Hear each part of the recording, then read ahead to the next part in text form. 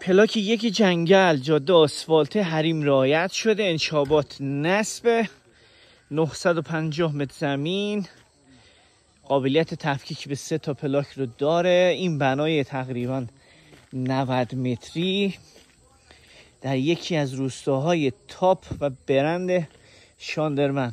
ببینید این قسمت رو ببینید، کوه و جنگل هست، تقریبا یه 700 متر فاصله داریم.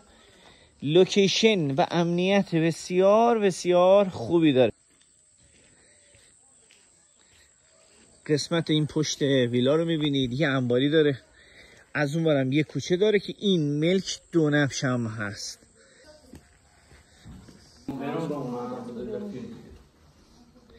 قسمت سالن و یه خواب هم اینجا داره.